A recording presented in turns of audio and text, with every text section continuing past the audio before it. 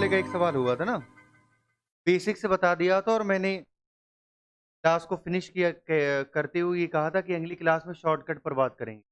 ऐसे ही कुछ तो था जहाँ तक मैं याद कर पा रहा हूँ, ये सवाल था। योगा वाले हमने कराई दिए थे।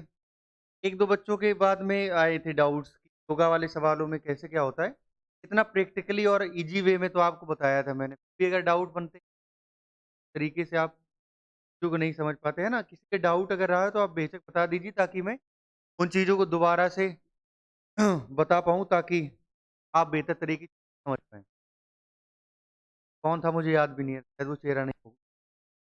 तो हमारे कहने की सेंस ये है कि वो कर ही लिया था और यहाँ पर शैडो वाले सवालों पर आ गए थे। शैडो वाले सवालों में आपके माइंड को थोड़ा-सा रिकॉल कराते हैं। बताया गया था पिछली क्लास में कि सबसे पहले हम अ, अगर हम शैडो की बात करें, परछाई की बात करें, तो शैडो बनेगी तभी जब हमारे पास में लाइट सोर्स होगा। और लाइट सोर्स की अगर हम बात करें तो जिस डायरेक्शन में लाइट सोर्स होता है, उसकी जस्ट अपोज़िट डायरेक्शन में शैडो यानी कि परछाई बनती है। जैसे मॉर्निंग की बात करें तो मॉर्निंग की बात करेगा मतलब सूर्य जो है पूर्व से निकलता है और मॉर्निंग का मतलब क्या होता है? आफ्टर सनराइज़ यानी कि सूर्य उदय होने के बाद की मॉर्निंग तो आपकी 4 बजे भी हो जाती है। लेकिन 4 बजे सूर्य निकलता है तो परछाई बनेगी नहीं। तो परछाई या सुबह का मतलब क्या है? आफ्टर सनराइज़ और डायरेक्शन आपकी ईस्ट रहेगी। सिंपल सी बात है अगर ईस्ट डायरेक्शन से सूर्य निकल रहा है, तो परछाई हमारी जस्ट अपोज़िट डायरेक्शन में यानी कि वेस्ट में बनेगी। और इवनिंग का केस बनता है, इवनिंग मतलब क्या होता है? बिफोर सनसेट यानी कि सूर्य छिपने के पहले, बिफोर सनसेट तो वो पश्चिम में सूर्य छिपता है, तो परछाई हमारी ईस्ट में बनेगी। या पर्टिकुलर किसी भी डायरेक्शन में लाइट सोर्स है, उसकी जस्ट अपोज़िट डायरेक्शन में परछाई यानी कि शैडो बनती है। सिंपल सी बात है, बहुत ईज़ी सी बात है। अगर हमारे सामने वहाँ बल्ब लगा दिया जाए और सारे बल्ब बंद कर दिए, तो हमारी परछाई दीवार में बनेगी।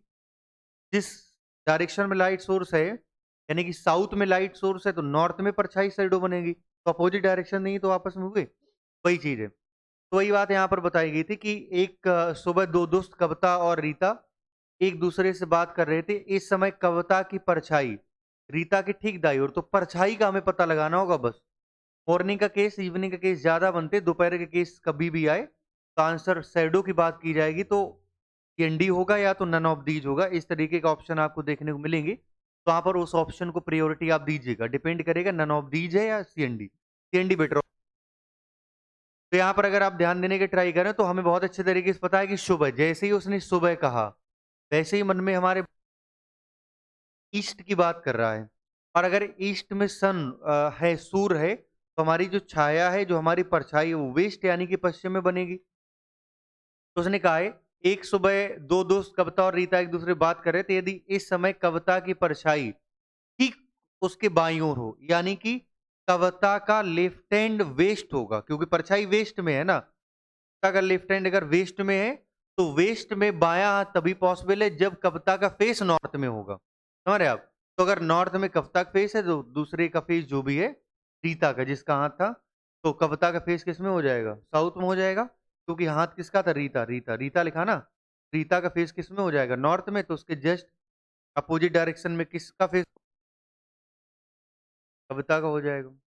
बस सिंपल सी बात। समझ गए? अब देखो शॉर्टकट की बात करते हैं, तो बेसिक तरीका था जो कि ऑलरेडी मैंने बताया। आपको करना क्या होगा?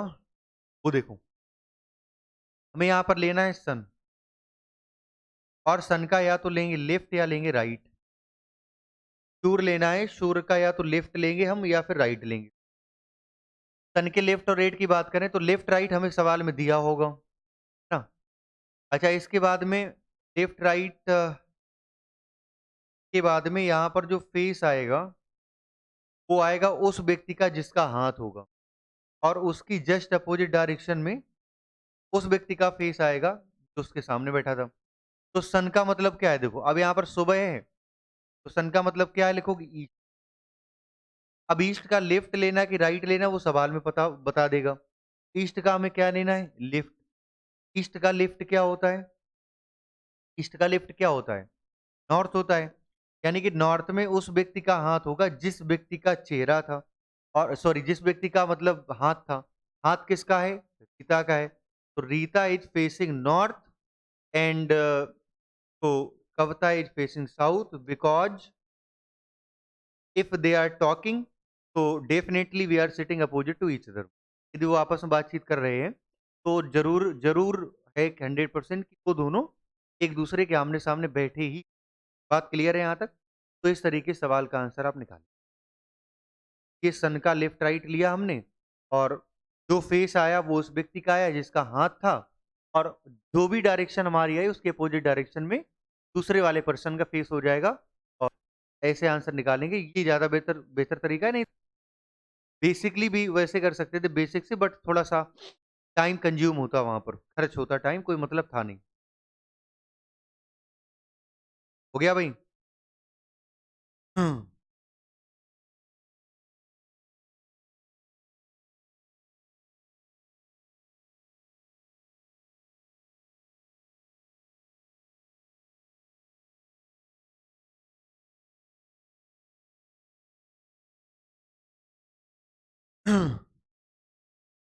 बढ़े आगे? चलो भाई, अगले सवाल की तरफ रुख करेंगे। सवाल ये रहा, और शॉर्टकट से आंसर निकालिएगा विदाउट कंफ्यूजन। आपके सवाल का आंसर निकल के आएगा। बेसिक से जितना याद रहोगे उतना उलझोगे, और कुछ नहीं।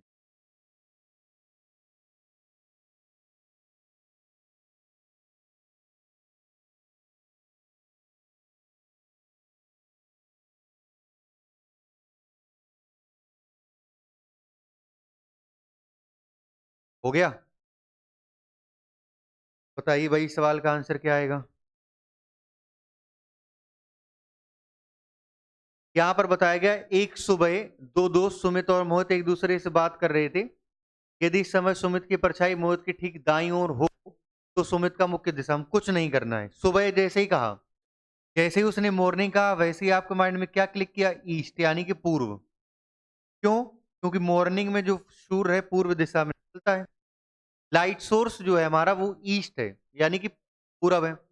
अब उसने कहा है कि अब देखो, अब बस कुछ मत देखो, हाथ देखो क्या लिखा है, राइट। तो हमें क्या करना होगा? ईस्ट का लेना है। ईस्ट का राइट, अगर ईस्ट डायरेक्शन में आपका फेस है, उसका राइट हैंड किधर होगा? साउथ में होगा। यानी कि ईस्ट का राइट होता है साउथ, तो यहां पर आएगा साउथ। अब साउथ में उस व्यक्ति का फेस होगा जिसका हाथ था। अब दायां हाथ किसका था? मोहित का। यानी कि मोहित है साउथ का। तो तय है कि सुमित का फेस इसकी जस्ट अपोजिट डायरेक्शन में, और अपोजिट कौन व्यक्ति का फेस किसी और आंसर।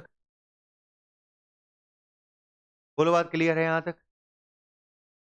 चलिए भाई, अगले सवाल की तरफ बढ़ते हैं, और हमारे पास में इस बार दो फ्री लोग हैं, अमित और जया, बात कर रहे हैं। तो देखिए कहाँ का क्या केस है।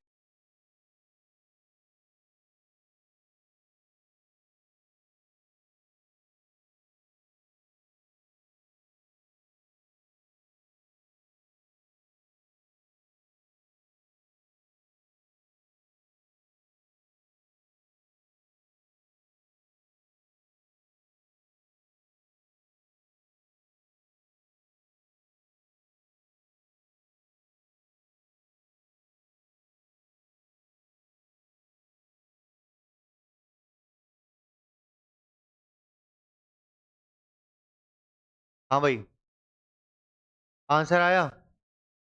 एक सुबह दो दोस्त अमित और जया एक दूसरे से बात कर रहे थे। सुबह, सुबह मतलब ईस्ट।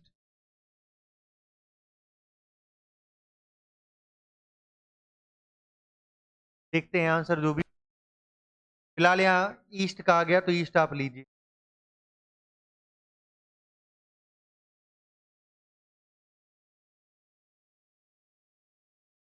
सुबह का मतलब यहाँ पर ईस्ट होता है, तो आप ईस्ट ले लीजिए। एक सुबह दो दोस्त अमित और जया एक दूसरे से बात कर रहे थे। यदि इस समय बस, अब ये देखो क्या है, दाईं ओर। ईस्ट का हमें लेना है राइट, और ईस्ट का राइट क्या होता है? साउथ। साउथ में उस व्यक्ति का फेस होगा जिसका हाथ था। अमित और जय एक दूसरे से बात करे थे। यदि इस समय अमित की परछाई ठीक उसके दाईं ओर, किसके? जया के। तो मेरे ख्याल से फिर, एक मिनट रुकना, इंग्लिश में पढ़ लो एक बार। इंग्लिश में लिखा है Amit and Jay were talking to each other face to face if at this time the shadow of Amit fell exactly to his right. अगर इंग्लिश से आप जाएं, जया के लिए होता तो हर लिखा होता पहली बात, क्योंकि his for male, her for female. तो इससे तो हमें यही पता लगा कि अमित के लिए ही ये वर्ड यूज किया गया है कि ईस्ट का राइट, यानी कि अमित का ही फेस होना चाहिए मेरे ख्याल से। और अमित का अपोजिट तो वैसे जया है, निकालने की जरूरत ही नहीं, बट मैं तो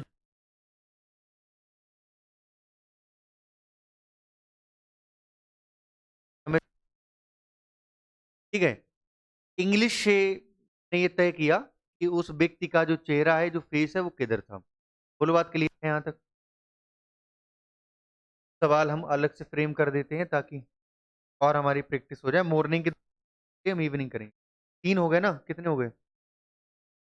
सवाल नंबर चौथा लिखो। इवनिंग की बात है, इवनिंग। और इवनिंग में जो है, दो व्यक्ति बातचीत कर रहे थे।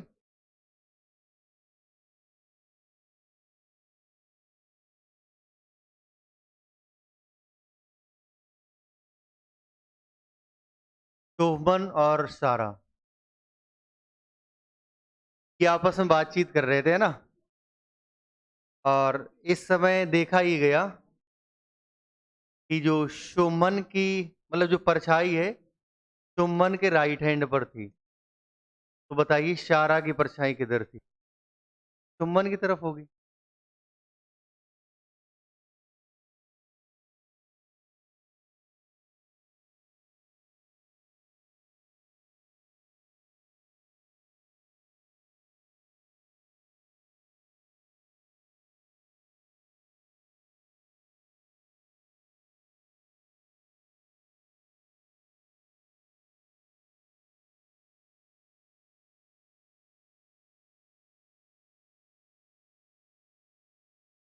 इवनिंग में। और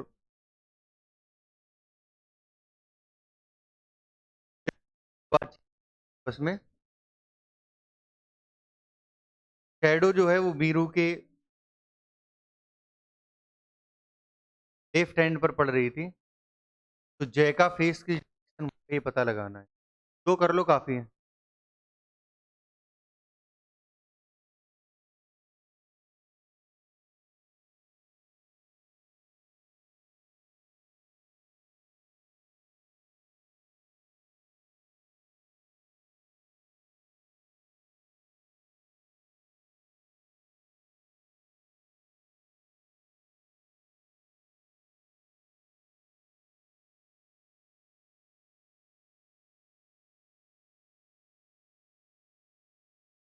बताइए, ऊपर वाले सवाल का मेरे ख्याल से आंसर आप लोगों का आ गया होगा।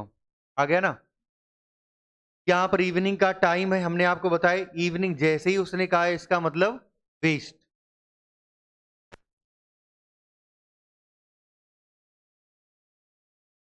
वेस्ट डायरेक्शन में फेस है, तो राइट हैंड किधर होगा?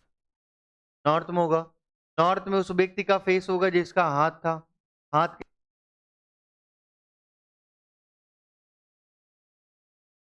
है ना। मतलब कि इशारा का शुम्भन के अपोजिट, यानी कि साउथ में। तो south is the right answer. Evening का टाइम था, यानी कि इवनिंग जैसे ही कहा इसका मतलब क्या हो गया? वेस्ट, पश्चिम हुआ। और हमें पता लगा कि पश्चिम का हमें क्या लेना है? लेफ्ट हैंड लेना है। पश्चिम का लेफ्ट हैंड क्या होता है? साउथ। साउथ में उस व्यक्ति का फेस होगा जिसका हाथ था। हाथ किसका था? वीरू का था। तो वेस्ट के बाद हाँ, साउथ का अपोजिट क्या होता? नॉर्थ।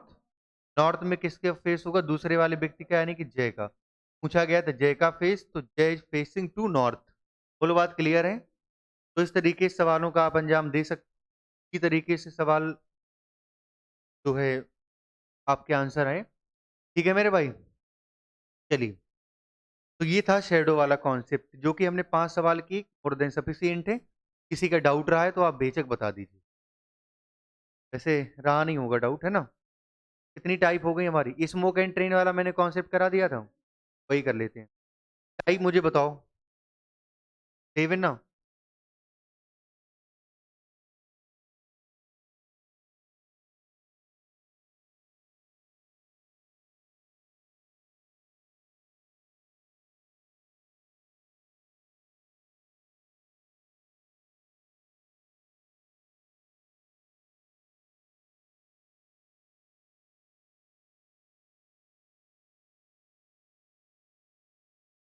टाइप 7 डालो, स्मोक एंड ट्रेन।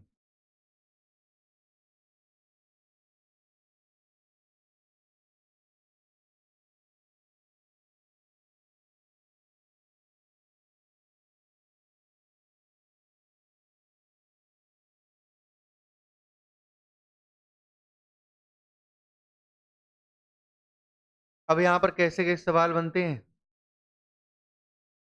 वो आपको बताता हूँ। एक सवाल आपसे है, क्रॉस क्वेश्चन। क्रॉस क्या, इसी से रिलेटेड है। एक इलेक्ट्रिक ट्रेन है ना, वो नॉर्थ से साउथ डायरेक्शन में जो है मूव कर रही है, तो किस डायरेक्शन में उसका स्मोक उड़ेगा? पक्का? हाँ, सही है। ये सवाल किसी के एग्जाम में पूछा गया भी है, ऐसा नहीं कि फर्जी मैंने बोला हो। तो विद इलेक्ट्रिक ट्रेन पे धुआं ही नहीं होगा, इसका आंसर होगा सीएनडी। लेकिन आप आपके एग्जाम में तो कोयले वाली ट्रेन से संबंधित सवाल आएंगे। हाँ, डीजल वाली ट्रेनें बहुत कम है ना। इलेक्ट्रिक ट्रेन ज्यादा है, कोयले वाली भी मतलब है। लेकिन कोयले वाली गाड़ी आप देखेंगे मालगाड़ी के रूप में जो नहीं होती, बहुत लंबी सी कोयला वाला होता है, वहां पर होती है। नहीं तो अब लगभग लगभग मुझे लगता है कि 90% से ऊपर जो रेलगाड़ियां विद्युत वाली ही है। कोयले वाली गाड़ियां वहां अभी भी हैं, मतलब साउथ में जाओगे आप तो, जहाँ पर इलेक्ट्रिसिटी अभी नहीं बन प्रोडक्शन हो पाया इतनी तेजी तो वहां पर है। कुछ लोगों ने तो देखी नहीं होगी, कोई है जिसने नहीं देखी है कोयले वाली गाड़ी? सबने देखी है। गदर 1 पिक्चर देख लेना, उसमें है। में चलिए भाई, सवाल नंबर पहला।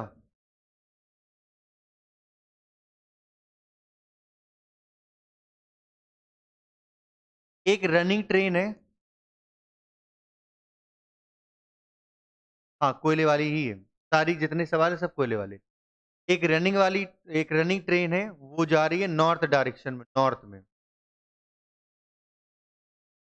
तो आपको ये पता लगाना है कि स्मोक किस डायरेक्शन में होगा या उड़ेगा। Question number second. एक रनिंग ट्रेन है, वो जा रही ईस्ट में।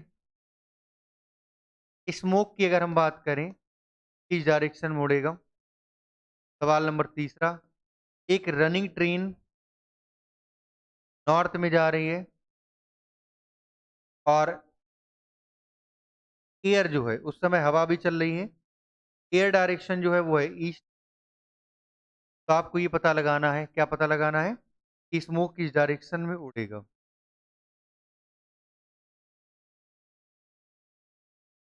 और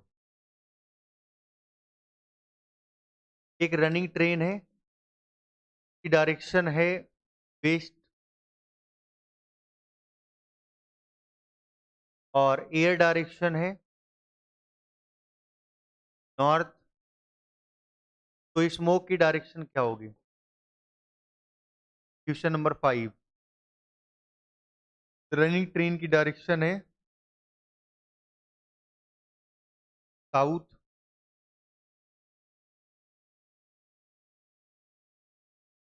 और एयर डायरेक्शन है नॉर्थ। तो स्मोक की डायरेक्शन में, रनिंग ट्रेन डायरेक्शन है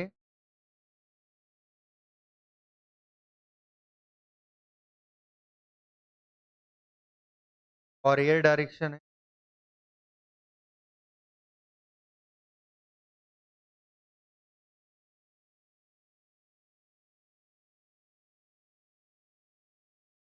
ईस्ट। तो स्मोक की डायरेक्शन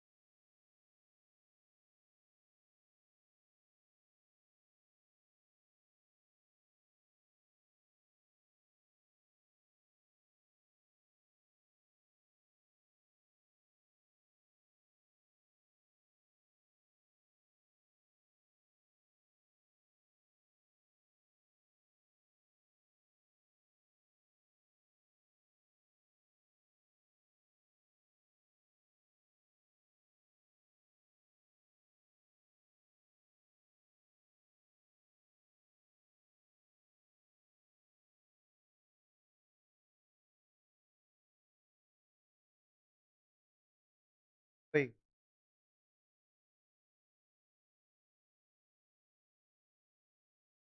सवाल नंबर फर्स्ट का आंसर तो काफी आसान लग रहा होगा, है ना? और इसमें कुछ ऐसा था नहीं कि मैं बताऊं तभी आप आंसर निकाल पाए। इसमें फिजिक्स का कॉन्सेप्ट अप्लाई हुआ है और बचपन से आपने देखा भी होगा कि जिस डायरेक्शन में हमारी ट्रेन या रेलगाड़ी या कोई भी वाहन चलता है, उसकी जस्ट अपोजिट डायरेक्शन में स्मोक जाता है, समझ रहे? अगर मान लीजिए कि हमारी गाड़ी नॉर्थ, जैसे यहाँ पर रनिंग ट्रेन की अगर डायरेक्शन नॉर्थ है, तो हमें कुछ नहीं करना है, नॉर्थ की अपोजिट डायरेक्शन लेनी है। नॉर्थ की अपोजिट डायरेक्शन क्या होती है? साउथ। तो तय है कि साउथ डायरेक्शन में स्मोक होगा, सिंपल सी बात है। जिस भी डायरेक्शन में हमारी गाड़ी जाएगी, उसके अपोजिट डायरेक्शन में धुआं हो जाएगा। सवाल नंबर दूसरे का आंसर कोई बता पाएगा? आसान है। अगर रनिंग ट्रेन हमारी ईस्ट है, तो ईस्ट का अपोजिट क्या होता है मेरे भाई? वेस्ट। हमें ये पता लग चुका है, जो धुआं की दिशा होगी वेस्ट तो होगी, यानी कि जिस हमें ट्रेन होगी उसकी विपरीत दिशा में धुआं यानी कि स्मोक होगा। क्वेश्चन नंबर थर्ड की अगर हम बात करें, तो रनिंग डायरेक्शन नॉर्थ है और इस बार एयर डायरेक्शन भी दे दी, यानी कि ट्रेन की दिशा कुछ और, हवा की दिशा कुछ और, तो धुआं की दिशा कुछ और होगी, है ना? अब देखो, यहाँ बस बता रहा हूँ, वो याद रखिएगा। और स्मोक बराबर होता है opposite to running train, opposite to running train, opposite to running train plus air direction, opposite opposite to running train plus air direction, है ना? धुआं बराबर क्या होता है कि ट्रेन के चलने की विपरीत दिशा प्लस हवा की दिशा, ये होता है बराबर धुआं, यानी कि स्मोक। क्लियर बात है यहां तक? चलिए, अब हम सवाल पर आते हैं। तो नॉर्थ ट्रेन चलने की दिशा है, तो नॉर्थ का अपोजिट क्या होता है? साउथ। और साउथ में एयर डायरेक्शन जोड़ोगे तो क्या हो जाएगा? South east. यानी कि इस सवाल का आंसर होगा साउथ ईस्ट। बोलो, बात क्लियर? चौथा नंबर सवाल, पांच नंबर, छठा नंबर सवाल, क्या आप आंसर?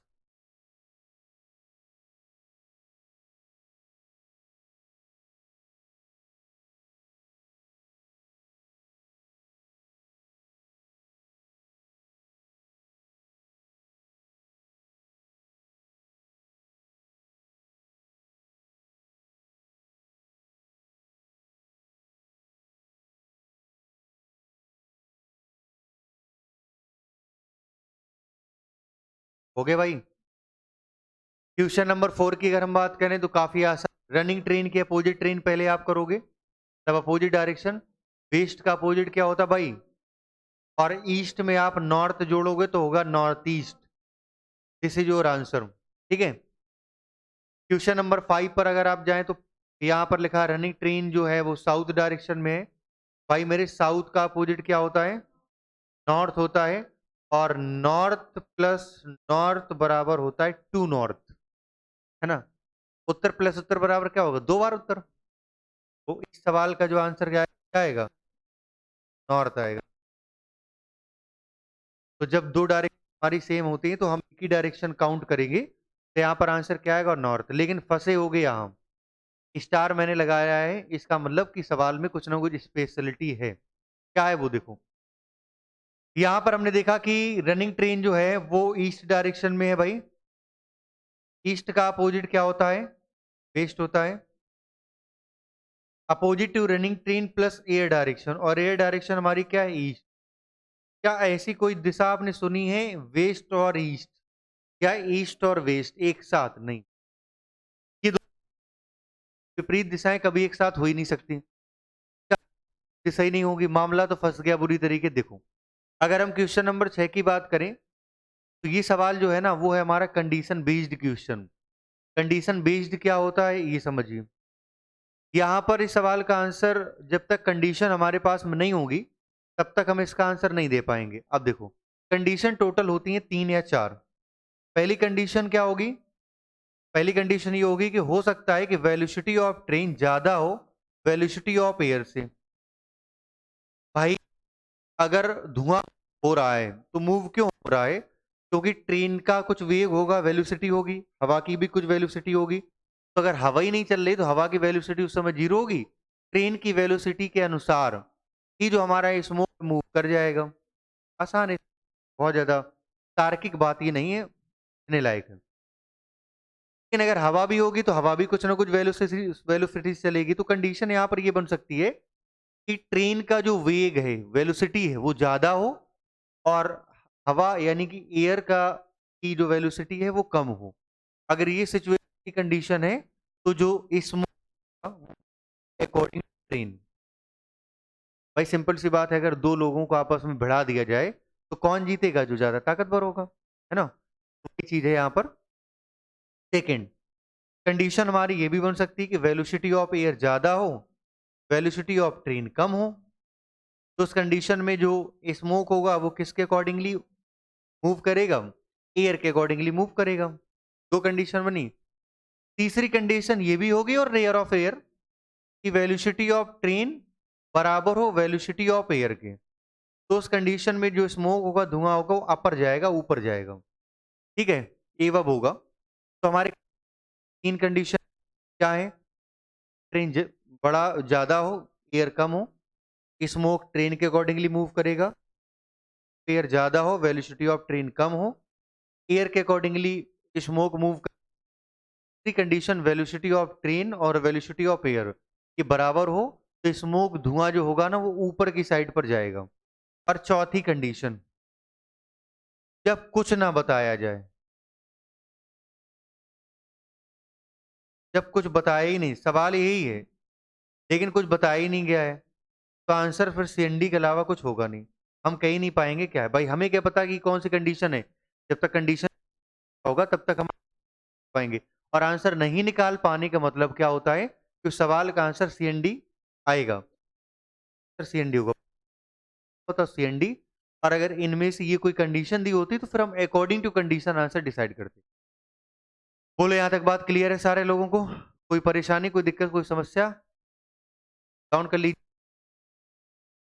सारी कंडीशन, पहली और दूसरी बेसिकली, तीसरी का आंसर तो लिखा ही है।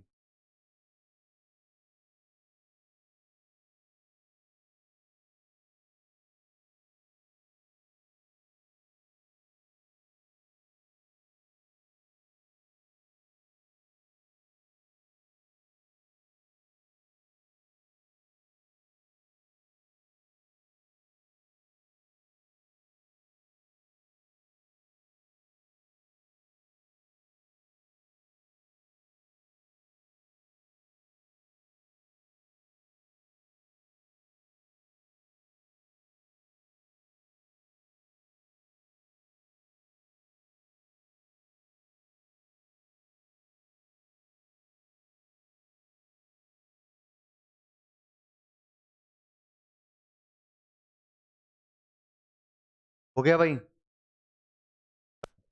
अगर पहली वाली कंडीशन होती धुआं कहां जाता?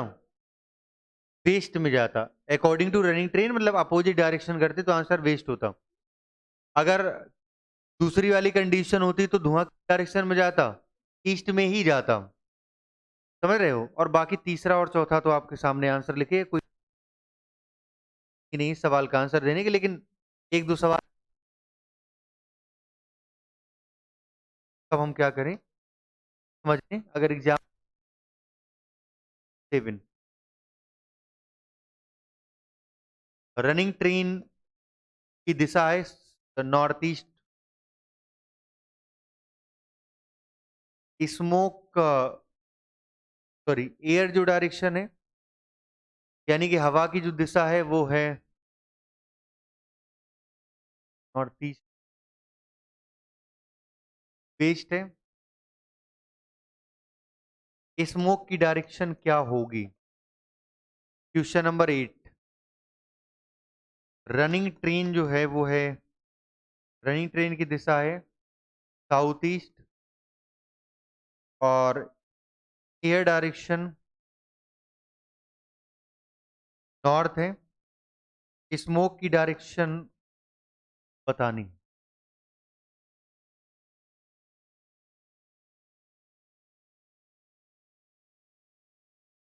क्वेश्चन नंबर 9, रनिंग ट्रेन जो है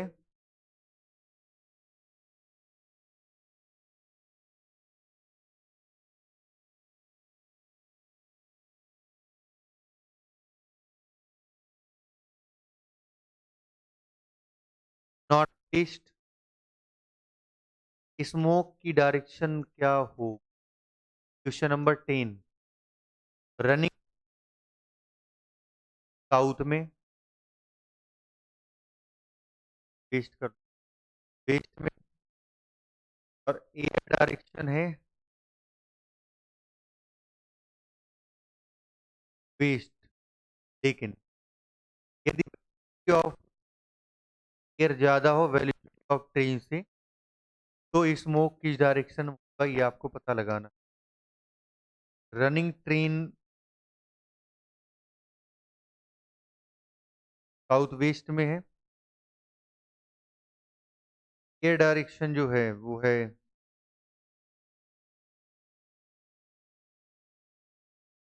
ईस्ट है। स्मोक की डायरेक्शन क्या होगी, ये आपको पता लगाना।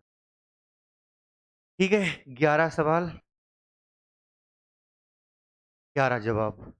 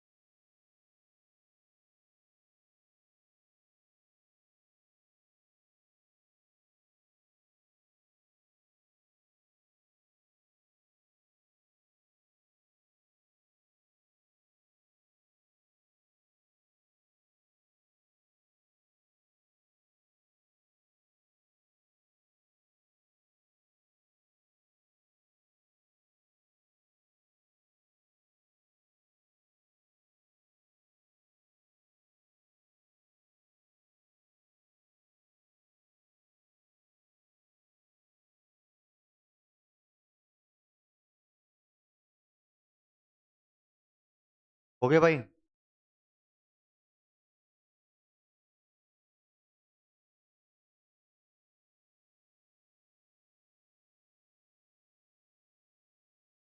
चलिए, क्वेश्चन नंबर 7 की अगर हम बात करें, तो इस सवाल का आंसर बोलिए, क्या आएगा? साउथ वेस्ट, अभी आप बोलिए फिर मैं बताऊंगा जो भी डाउट होंगे। क्वेश्चन नंबर 8 का आंसर नॉर्थ वेस्ट, अभी मैं पूछूंगा। क्वेश्चन नंबर 9, अभी नहीं, ऐसे नहीं, मैं पूछूंगा जिनसे वो बताएंगे। क्वेश्चन नंबर 9 का आंसर आप बताइए, क्यों? किया नहीं या आया नहीं? आपको समझ में नहीं आया, हम समझा नहीं पाए? पूछना चाहिए था। फिलहाल बैठिए। 9 के आंसर की अगर हम बात करें,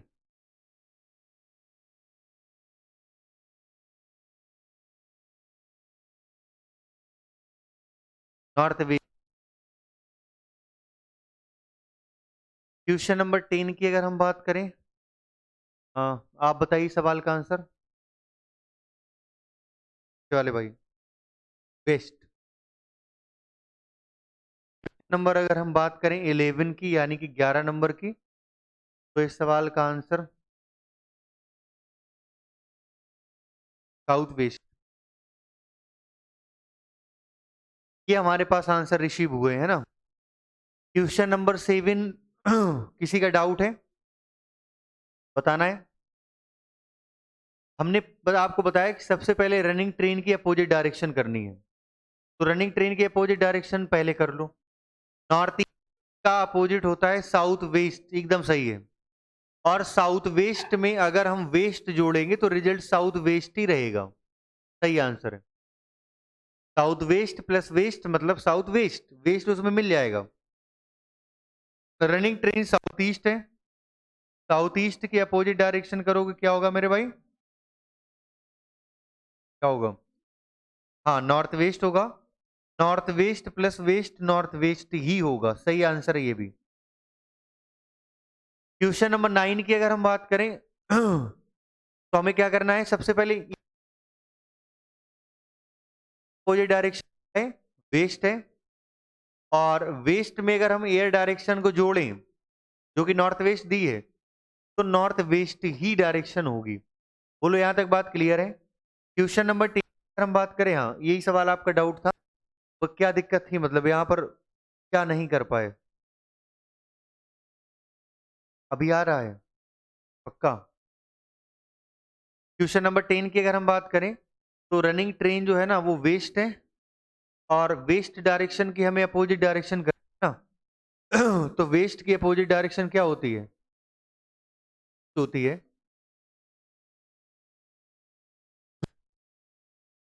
होती नहीं है।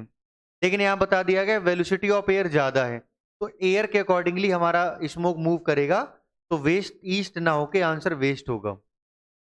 अगला सवाल हमारे पास में ये है कि रनिंग ट्रेन हमारी साउथ वेस्ट है, और साउथ वेस्ट की अपोजिट डायरेक्शन क्या हम लेंगे?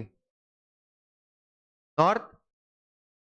नॉर्थ ईस्ट में हम ईस्ट जोड़ेंगे क्या होगा? तो साउथ वेस्ट आंसर कहां से आ गया? गलत है ना। नॉर्थ ईस्ट प्लस ईस्ट बराबर क्या होता है? नॉर्थ ईस्ट होता है। तो ये इसमें ट्रेन काफी इजी, छोटी टाइप, नन्नी मुन्नी सी, और एग्जाम में सवाल कभी कभी आए हैं।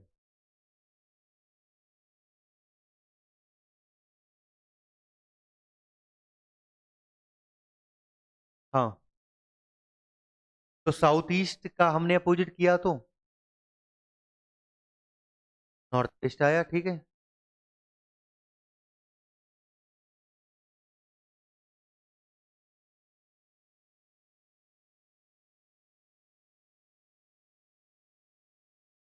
यहाँ पर नॉर्थ लिखना चाहिए था हमें। नॉर्थ वेस्ट की तरफ अगर धुआं है तो आपके कहने का मतलब है कि धुआं कहीं और चला जाएगा, कहाँ जाएगा? हाँ,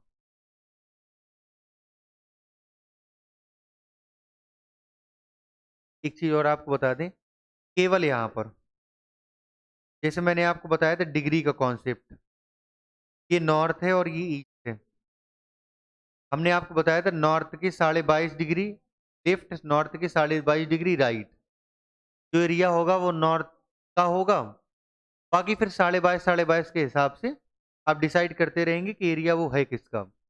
लेकिन जब स्मोक वाले कॉन्सेप्ट की तरफ आप बढ़ते हैं, तो नॉर्थ ईस्ट के बीच में कहीं भी आप रहें, डायरेक्शन आपको माननी है नॉर्थ ईस्ट, है ना, पहली बात। दूसरी, चेंज से वेस्ट में अगर नॉर्थ जोड़ोगे तो जो नॉर्थ है वो डायरेक्शन थोड़ी सी अव्वल हुई, तो धुआं जो है वो नॉर्थ की तरफ होना चाहिए, है ना। और ये आपने सोचा इसलिए क्योंकि कॉन्सेप्ट आपके जहन में ये वाला था, 22.5 डिग्री वाला, तो आपको ये लगा कि नॉर्थ की तरफ धुआं का झुकाव ज्यादा होगा, इसलिए आंसर नॉर्थ की तरफ आना चाहिए। बट यहाँ ऐसा नहीं होता, यहाँ नॉर्थ वेस्ट में आप नॉर्थ जोड़ोगे तो नॉर्थ वेस्ट ही रहेगा।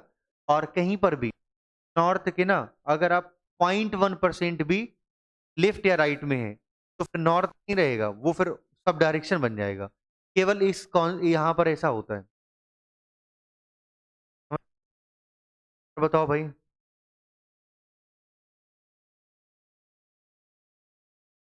किसी का कोई डाउट, कोई दिक्कत, कोई समस्या, कोई दुख, कोई तकलीफ?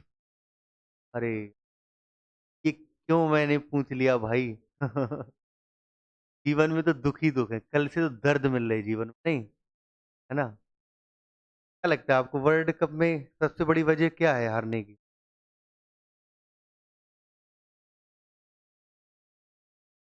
बताइए? फिर मैं अपना अनुभव साझा करता हूँ, 1-2 मिनट का टाइम लगेगा। हाँ? डर गए थे, क्या वो मर गया, है ना? ये शोले पिक्चर का गाना है। और बताओ?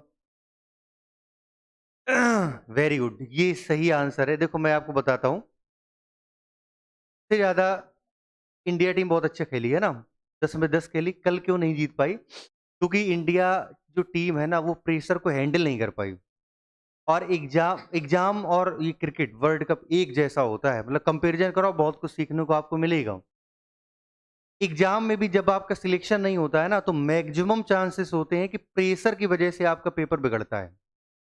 आप पेपर देने की आप कोशिश कर रहे हैं, आपके पास नॉलेज भी है। बहुत सारे मैंने ऐसे स्टूडेंट देखे हैं जिनके पास में नॉलेज अथाह है, लेकिन वो एग्जाम में प्रेशर को हैंडल नहीं कर पाते हैं, इस वजह से वो बाहर हो जाते, सिलेक्शन नहीं हो पाता है। यही कल के मैच में हुआ था। फाइनल मैच है, ये उनके ज़हन में था। और जब बल्लेबाजी करने के लिए बैट्समैन आ रहे थे, आपने देखा होगा वो डर-डर के खेल रहे थे। गिल का आउट आपने देखा होगा, बैट चला रहे हैं ऐसे जैसे सामने, मतलब हाँ, नहीं आई थी इसलिए? हाँ, तो वही चीज़ है, आपने देखा ही होगा कि जो है प्रेशर था, वो टीम में झलक रहा था। 1 से 2 बैट्समैन के अलावा सारे प्रेशर में खेले, सब डर-डर के खेल रहे थे और प्रेशर को हैंडल नहीं करना पाया। यहाँ पर ऑस्ट्रेलिया ने, आपने देखा होगा, ऑस्ट्रेलिया ने प्रेशर बहुत अच्छे तरीके से हैंडल किया। शुरुआत में लग रहा था कि 2-3 विकेट गिरे, लग रहा था हाँ, अब तो इंडिया के पास में ताकत आ गई है, अब जीत सकती है मैच। लेकिन उन्होंने प्रेशर को तुरंत, मतलब हैंडल करना शुरू किया और वो शॉट ही नहीं मार रहे थे। सिंगल डबल, उनको पता था लक्ष्य ज़्यादा है नहीं। यही आपको सिलेक्शन प्रोसेस में ध्यान में रखना है। मतलब एग्जाम में ना सबसे ज़्यादा जो आपके ऊपर हावी होता है, वो होता है प्रेशर। जिस भी स्टूडेंट को प्रेशर हैंडल करना आ गया, तो ये माने चलिए कि आप असली योद्धा हैं और विजेता के असली हकदार भी हैं। सिलेक्शन भी उन्हीं का होता है ना? और कल मैंने इस बात का भी अनुभव किया कि बहुत खुश होना भी कभी-कभी हानिकारक होता है, और खुश होके 1 सेकंड में ज़िंदगी जो है ना, कब दुखी में तब्दील हो जाती है, वो आप अनुभव नहीं कर पाएँगे। इसलिए जब आपके पास खुशी के मोमेंट हो ना, फुल एन्जॉय करिए, क्योंकि अगले 1 सेकंड बाद कब आप दुखी हो जाएँ, आपको खुद नहीं पता है भाई, समझ रहे हैं आप? तो जब भी आपके पास खुशी हो है ना, लाइफ़ में खूब एन्जॉय करो, बे बे बेशक, क्योंकि अगले पल आपको नहीं पता है कि क्या होने वाला है, कि लाइफ़ कहाँ से कहाँ आपको खड़ा कर दे, आपको थोड़ी ना पता है। अब कल मैच के पहले देखा ही होगा, पूरा भारतवर्ष जो है उत्साह में था, है ना? एक्साइटमेंट भी थी, उम्मीद भी थी। लेकिन उम्मीद और एक्साइटमेंट, इन दोनों से परे जो निकला, वो निकला एक्सपीरियंस। ऑस्ट्रेलिया के पास एक्सपीरियंस ज़्यादा था। तो यही बात है, अगर आपका सफल, मतलब सिलेक्शन नहीं हो रहा है, तो ये मान के चलिए कि कोई बात नहीं, लेकिन आप अपनी गलतियों को सीख, बताया भी था। और दूसरी चीज़ ये आपको करना है कि आपके पास कम से कम एक एक्सपीरियंस है असफल होने का, तो एक बार आप कम गलती करेंगे कि आपको ये अनुभव रहेगा कि ये काम हमें नहीं करना चाहिए था। तो सिलेक्शन, अब देखो, कल के मैच के पहले सारे लोग, जितने प्लेयर्स हैं, जम के तारीफ कर रहे थे, ये हैं, वो हैं, है ना? ये बढ़िया खेले, वो है। और कल जैसे ही टीम इंडिया हारी, वही जो दर्शक थे, वही उनको गालियाँ दे रहे हैं। अब वो यही कह रहे हैं कि मतलब जो है, श्रेयस अय्यर को नहीं खिलाना चाहिए था, हमें तो पहले ही पता था ऐसे नहीं कर पाएँगे, गिल को नहीं खिलाना चाहिए था, है ना? सूर्य कुमार यादव को नहीं खिलाना चाहिए था, ऐसी-ऐसी बातें हो रही हैं। कुछ लोग तो ये भी ट्वीट कर रहे हैं कि मोदी जी फालतू में गए, वो इसलिए हारी। ना, ये तो कतई बेवकूफ़ी वाली बात है। तो ये सारी चीज़ें हैं, तो कहने का मतलब पता क्या है? इससे क्या सीख मिलनी चाहिए आपको? सफलता में दुनिया आपके साथ होती है, लेकिन जब आप असफल होंगे ना, तो असफलता जब आपके हाथ लगेगी, तो कोई नहीं साथ खड़ा होगा। निराशा और आप हताश, इन दोनों के अलावा कुछ नहीं हाथ लगता है। तो जो वाहवाही आपकी कर रहे हैं ना आज, उनको लग रहा है कि आपका सिलेक्शन हो सकता है, और जिस दिन उनको पता लग जाएगा ना कि आपका सिलेक्शन नहीं हुआ, वही आपकी पीठ पीछे आपको गालियाँ देंगे। है ना? तो लोग क्या कहते हैं, उनकी परवाह किए बिना आप जम के डट के तैयारी करो। इतनी तैयारी करो कि मतलब फिर तो जो है सिलेक्शन हो जाए। है ना? मैंने तो बाल-वाल कटाना बंद कर दिया था। सोचा था वर्ल्ड कप जब जीतेगी टीम इंडिया, तब हेयर स्टाइल नए आएँगे। तो क्या ही बताया जाए। लेकिन हाँ, थोड़ा-सा देखो, इंडिया ऑस्ट्रेलिया मैच जीती इस बात का मतलब, या इंडिया मैच हारी इस बात का दुःख नहीं होना चाहिए। दुःख इस बात का होना चाहिए कि इंडिया वर्ल्ड कप को डिजर्व कर रही थी। ऑस्ट्रेलिया नहीं कर रही थी, कहते किसी भी एंगल से। और बस खेल है, अनएक्सपेक्टेड है, क्या ही कर सकते हैं आप।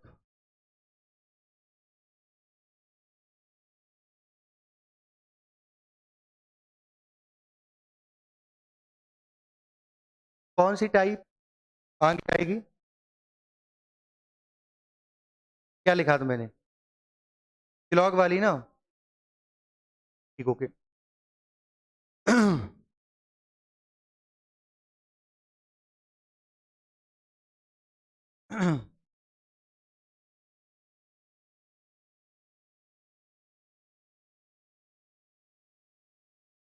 और जब भी आप पेपर देने जाओ ना, तो मन में ये डर नहीं होना चाहिए, मतलब इंजॉय के साथ पेपर देने जाओ, अच्छा होगा। अगर आप ये सोचोगे ना पता नहीं सिलेक्शन होगा कि नहीं होगा, ये वो, ऐसा अगर आप सोचते हो ना तो पक्का पेपर आपका बिगड़ता ही है।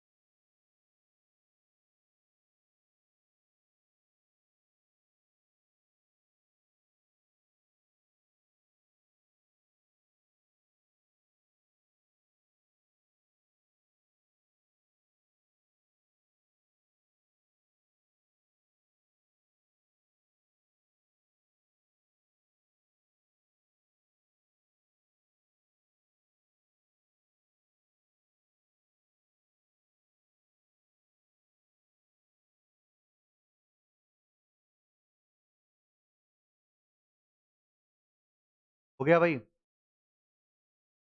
कर सकते थे वैसे। एक घड़ी में 12:30 बजने पर घंटे की सुई पूर्व दिशा में तथा मिनट की दिशा में है, तो 2:45 बजने पर घंटे की सुई किस दिशा में होगी? देखो, सबसे पहले 12:30 की स्थिति हम लाते हैं। 12:30 की अगर हम बात करें, यहाँ पर थोड़े थोड़े क्लॉक के कॉन्सेप्ट यूज होंगे जो अभी आपने पहले पढ़ा था। 12:30 की अगर हम बात करें ना,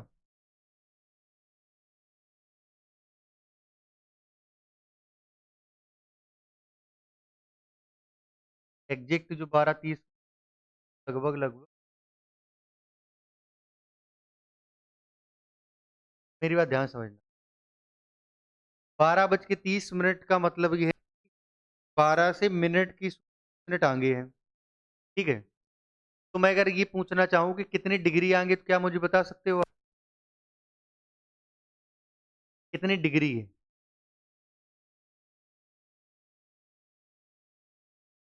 कहाँ हो जाएगा? 12:30 की अगर हम बात करें, तो 12 से और साढ़े 12 के बीच में आधे घंटे में कितनी?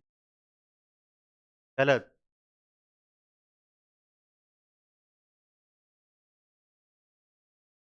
150 कहाँ हो जाएगा? आंसर ही नहीं दे पा रहे। मैं घंटे और मिनट वाली सुई के बीच में एंगल नहीं पूछ रहा हूँ। मैं 12:30 बजे कितनी घंटे वाली जो सुई है ना, घंटे वाली सुई, वो 12 से कितनी डिग्री आगे होगी 12:30 पर, ये समझ लो। 15 डिग्री, वही। ठीक है? तो एग्जैक्ट एक खाने में ना 30 डिग्री होता है, जानते हो ना आप? एक खाने में होता है 30 डिग्री। 12:30 बजे मतलब कि 12 और 1 के एग्जैक्ट मिड में घंटे वाली सुई होगी। यानी कि 15 डिग्री जो सुई है ना, 12 का मतलब यहाँ पर नॉर्थ से है। एग्जैक्ट जो 12 है वो नॉर्थ डायरेक्शन में होता है। तो नॉर्थ का 15 डिग्री राइट चलोगे, नॉर्थ ही रहेगा, क्योंकि नॉर्थ के 22.5 डिग्री राइट तक एरिया नॉर्थ का रहता है। वो वाले कॉन्सेप्ट यहाँ पर यूज करने होंगे क्लॉक के भी, तब जाके आंसर।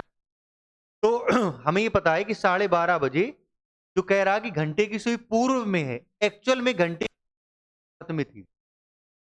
समझ रहे आप? एक्चुअल में घंटे की सुई कहां पर थी? नॉर्थ में थी। नॉर्थ को उसने पूर्व बना दिया। एक चीज आप मुझे बताओ, नॉर्थ जो डायरेक्शन है वो घड़ी में 12:30 बजता रहे।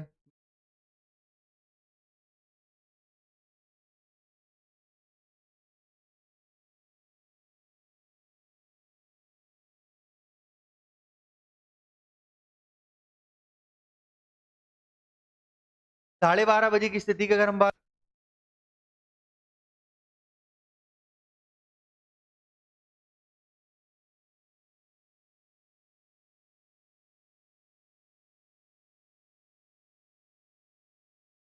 कहाँ होगी? ये बात तो तय है, इसमें कोई दिक्कत समस्या तो है नहीं। अब अब एक चीज बताओ, 12:30 ही बजा रहे हैं। घंटे वाली जो सुई जो आपको नॉर्थ में दिखाई दे रही है ना, वो ईस्ट में हो जाए, पॉसिबल कब होगा? केवल एक कंडीशन पॉसिबल होगा, जब हम टाइम को नहीं, घड़ी को ही पूरा विचार करो। घड़ी में 12:30 बजा रह जाए, और जो मिनट वाली घंटे वाली जो सुई है वो नॉर्थ में ना रह के ईस्ट में हो जाए, तभी पॉसिबल है जब हम पूरी घड़ी को इस तरीके से घुमाएं। अब एक चीज बताओ, घड़ी को जब घुमाएंगे, तो घंटे वाली सुई के घूमने के सुई भी तो घूमेगी। जितना घंटे वाली सुई जितनी डिग्री घूमेगी, उतना ही मिनट वाली सुई भी घूमेगी। ये बात तो आप समझ रहे हैं ना? जितना घंटे वाली सुई घूमेगी, उतना ही मिनट वाली भी सुई घूमेगी। अब घंटे वाली सुई, अब देखना, अभी घंटे वाली सुई की स्थिति एक्चुअल में क्या है? नॉर्थ। ईस्ट में लाए, तो घंटे वाली सुई कितने डिग्री घूमी? 90 डिग्री घूमी क्लॉकवाइज। तो मिनट वाली सुई भी 90 डिग्री क्लॉकवाइज घूमी होगी, है ना? अब कह 12:45। तो सबसे पहले 12:45 की स्थिति बना दो। 2:45, हाँ। जब 2:45 की स्थिति आएगी ना, तो पहले एक घड़ी में देखते हैं।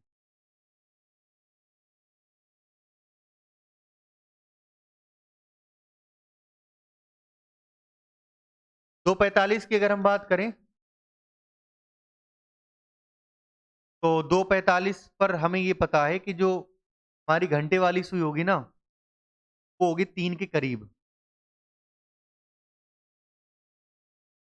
और 45 का मतलब आप जानते होगे कि मिनट वाली सुई होगी जहां, लगभग में 180 डिग्री, 180 पूरा नहीं, लगभग में।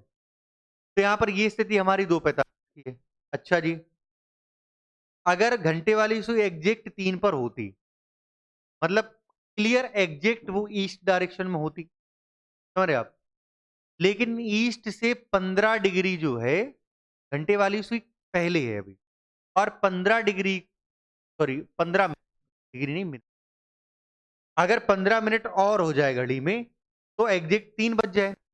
एग्जैक्ट 3 बज जाए तो घंटे वाली सुई एग्जैक्ट ईस्ट में आ जाए। लेकिन अभी 3 बजने 15 मिनट में अगर एंगल तब्दील करोगे, तो कितनी डिग्री होगा? 7.5 डिग्री, एब्सोल्युटली राइट। यानी कि 7.5 डिग्री ईस्ट डायरेक्शन से घंटे वाली सुई जो है वो पहले है, और ईस्ट का 22.5 डिग्री तक एरिया जो होता है वो होता है ईस्ट का, और है 7.5। इसका मतलब घंटे वाली सुई की एक्चुअल जो डायरेक्शन है वो ईस्ट की होगी। इतनी बात समझ पाए नहीं समझ, ये बताओ पहले। घंटे वाली सुई की जो एग्जैक्ट मतलब जो स्थिति है वो ईस्ट डायरेक्शन ही है, ठीक है। अगर घंटे वाली सुई अगर ईस्ट डायरेक्शन में है तो उसने कहा कि 2:45 घंटे वाली सुई की स्थिति क्या होगी, तो हमारे सवाल का जो आंसर है ना बताओ क्या होगा। अब ईस्ट तो है, लेकिन ईस्ट का 90 डिग्री क्लॉकवाइज भी तो घुमाना है, घड़ी भी तो घुमाना है भाई। तो साउथ का 90 डिग्री क्लॉकवाइज क्या होता है? ऑप्शन बी आंसर बनेगा। अभी बताओ जरा, यहां पर घड़ी के एंगल वाला जो कॉन्सेप्ट है ना वो भी यूज होता है, और पहले ही जब डायरेक्शन एंड डिस्टेंस में हमने चीजों को समझाया था उन चीजों का भी यहाँ पर यूज होगा, तब जाके चीजें जो है बेहतर होंगी।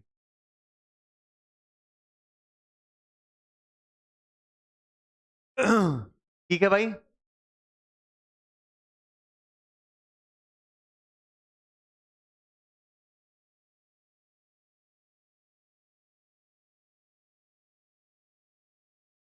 चलिए, अगले सवाल का आंसर देने के लिए आप हो जाइए रेडी।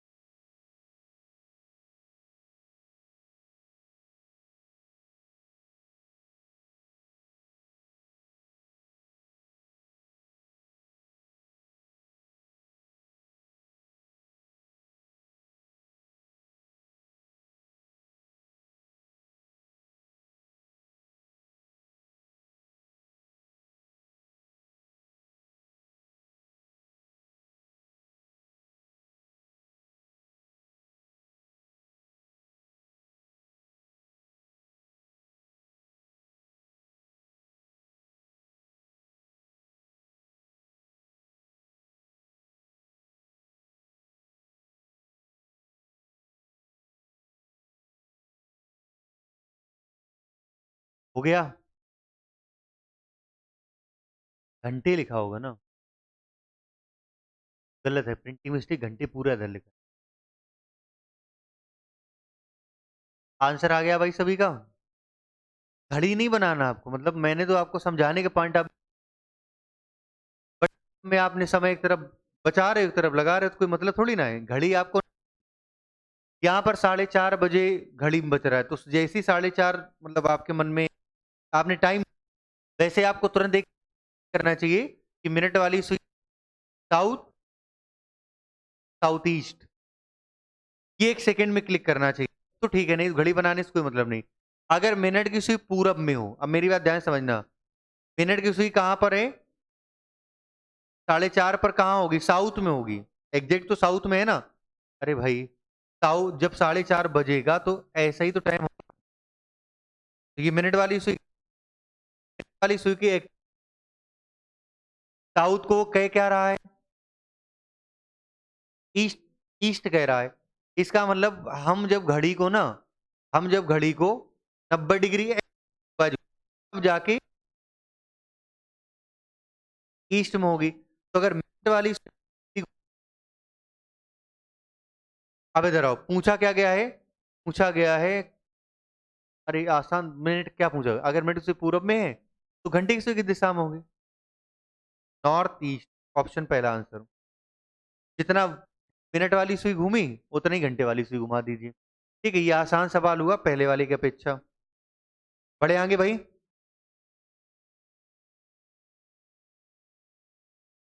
हम्म,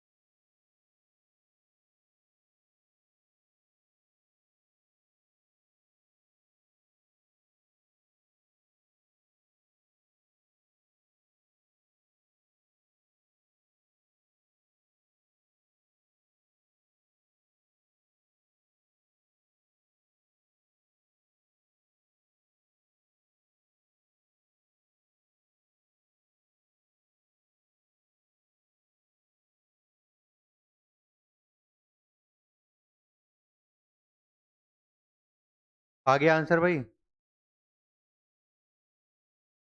निकालो सभी लोग। राहुल अपनी घड़ी टेबल पर इस प्रकार रखता है कि 6 पीएम पर घंटे की सुई उत्तर दिशा में। एग्जैक्ट 6 बजे घंटे की सुई कहाँ होती है? साउथ में। साउथ को क्या कह रहा है? नॉर्थ। अपोजिट डायरेक्शन करी। 9:15 पर मिनट की सुई कहाँ होगी मुझे बताओ? 9:15 पर मिनट वाली सुई कहाँ होती है? ईस्ट में होती है। तो ईस्ट का अपोजिट क्या होगा? West. Option D is the right answer. Without using pen और पेपर आपके सवाल का आंसर आया, ना घड़ी बनाने की जरूरत ना आपको की। सही आंसर है।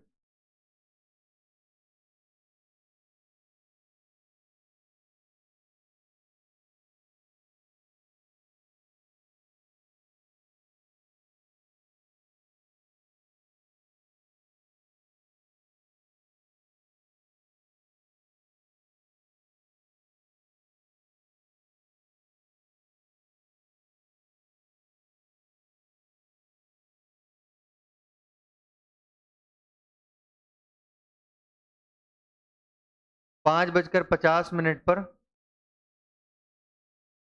जो मिनट की सुई है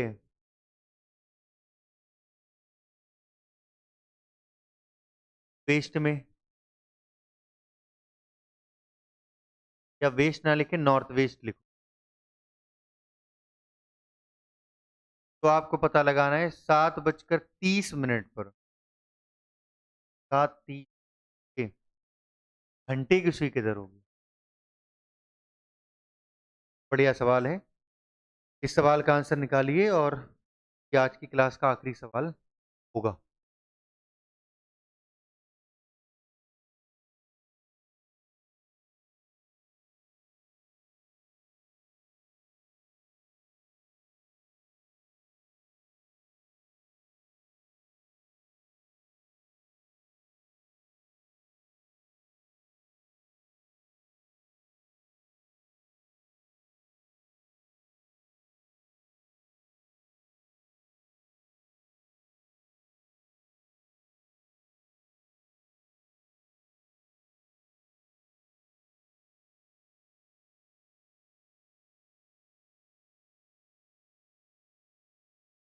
हाँ भाई। अब देखो 5:50 पहले आप बात बताएं कि मिनट वाली सुई कहां पर होगी? 10 नंबर पर। घड़ी घड़ी में देखो, घड़ी में 10 नंबर पर होगी। अगर 10 मिनट और मिनट वाली सुई के पास होते तो एग्जैक्ट दिशा हो जाती नॉर्थ। बराबरी बता रहा हूं, अगर जरूरत समझना तो मैं घड़ी बना के समझा दूंगा, लेकिन वैसे चीजें को है नहीं आप समझ रहे आसान है। तो 10 मिनट तो कम रहे, और 10 मिनट में होता है 5 डिग्री, यानी कि नॉर्थ से मिनट वाली सुई केवल 5 डिग्री पीछे थी। सही कह रहा हूं मैं?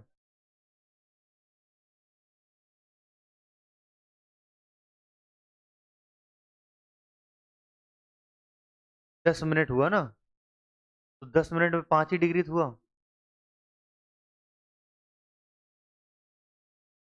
मैं नॉर्थ से बता रहा भाई।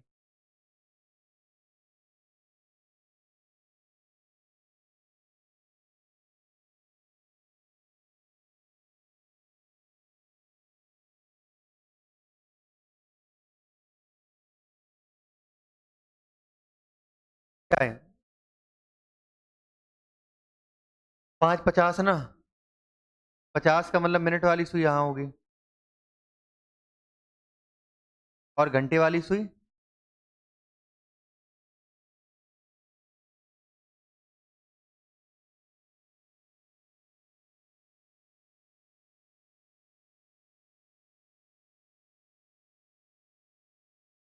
ओके घंटे।